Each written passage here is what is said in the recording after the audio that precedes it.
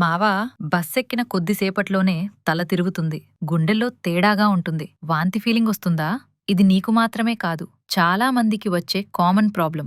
అసలు కారణం ఏంటంటే, మన శరీరంలో ఒక పవర్ఫుల్ బ్యాలెన్సింగ్ సిస్టమ్ ఉంటుంది. ఈ సిస్టమ్ 3 భాగాల మీద పనిచేస్తుంది. కళ్ళు, చెవుల్లోని బ్యాలెన్స్ పార్ట్, మెదడు. కళ్ళు మనకి ముందు ఏమీ కదులుతోంది అని చెప్తాయి. చెవుల్లోని బ్యాలెన్స్ పార్ట్ మన శరీరం కదులుతోందా లేదా అని చెప్తుంది.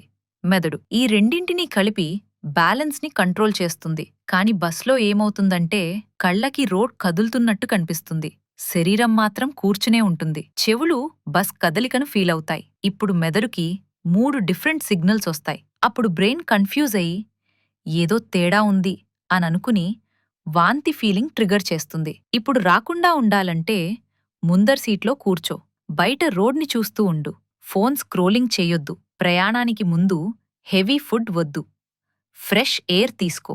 ఫైనల్ ఫ్యాక్ట్, ఇది బలహీనత కాదు, నీ బ్రెయిన్, నీ బాడీని సేఫ్గా ఉంచే ప్రయత్నం.